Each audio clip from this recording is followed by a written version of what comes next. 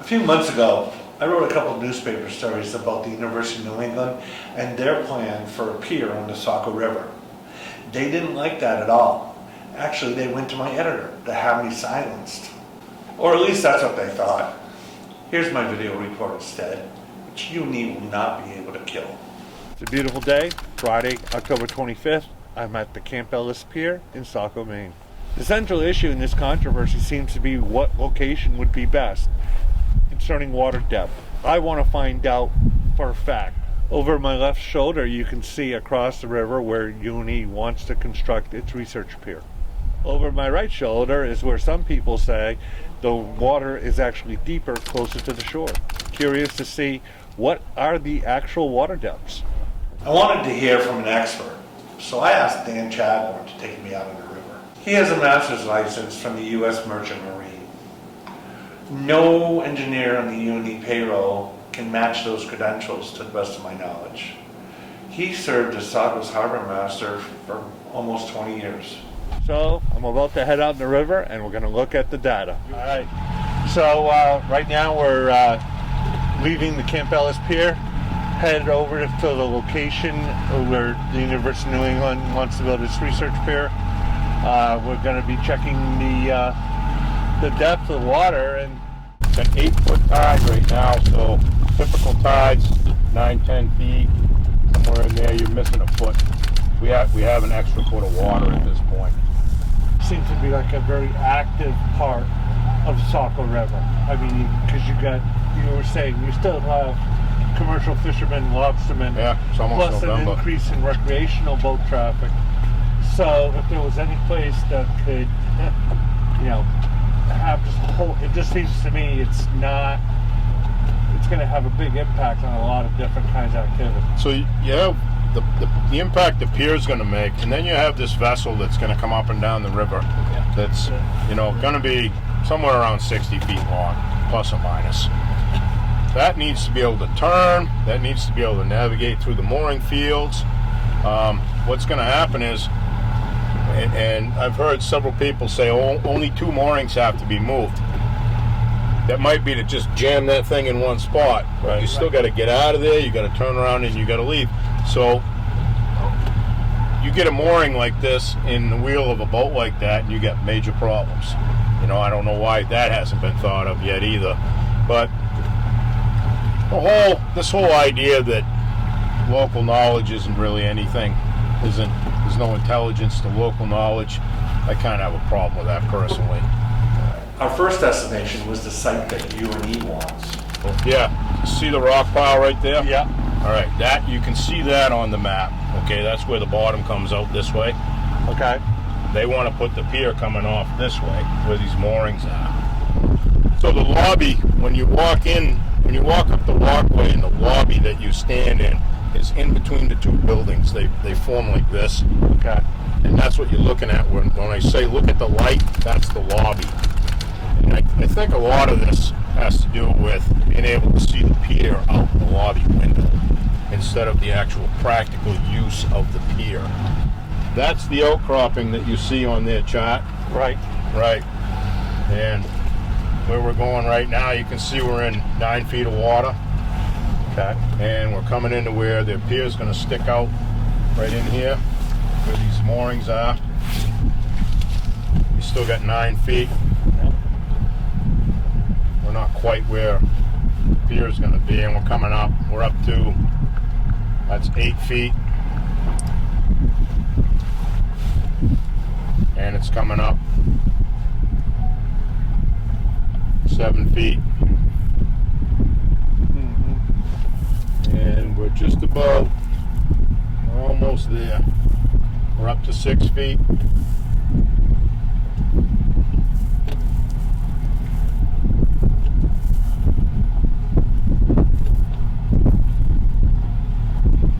Right around 5 feet. It's getting a little deeper right here. Oh, now it's coming back. There's probably ledge right there. That's ledge. So 6 feet on that pass. Remember, this was an 8-foot tide, so there was an extra foot of water on this low tide. On an average low tide, there'd be 5 feet of water in this location, not 6. Here, because of the way the river flows, a pier has to stick way out into the river, about 2/3 the length of a football field. We then went to explore the spot that UNE doesn't want anybody looking at. We're in 12 feet of water. Cut it around hard here. We're in 10 feet now. Well, 11. So this would be the face of the pier right here. The location that This would be where the research vessel would be sitting. Oh, Right here. You got 15 feet right here. Starting to come back up. As you can see, we've already traveled about 100 feet. We're still in 12 feet of water. So it starts here, as you saw, okay. and it's going to end where that rip is right there, which is, I don't have any way of measuring that. What's the rip? You mean that outcropping right there? See that outcropping, and you see the little rip in front of it? Yep. Okay. That's going to come up. That's typically what you look for when there's rocks. Here, all the way back up there, at least 10 feet. 15 feet in a couple of places. Yeah. Chadbourne then took me close to shore, where UNE's attorney says putting a pier makes no sense. Now you watch my sounder, and watch how close I get to the shore. And it does, you can see that it shallows a little bit over here, but the pier would be covering that anyways. We're 14 feet deep right here. Right. Wow. And we're like, I could, yeah. We're 15 feet deep. Oh, now we're starting to come back up. As you can see how close we are to the edge? I mean, we're about to run right up on the shore. Yeah, so here we go, Holy cow. This is, now we're on the shore. We're this close to shore, and wow. Now we're coming up on 10 feet, and we're less than a boat length away from the shore. Can I just ask a really simple, basic question? Sure. What you're showing me is there's about a 5-foot difference in depth From there to there. from where they want to build to where They want to build here. Yeah. What I'm showing you is the plot that we've been talking about, that both the harbor masters talked about them looking at, and they just refused to look at it. and it's actually roughly 5 feet More water. Yeah. deeper here than that. That's all right. Yeah, I don't get it.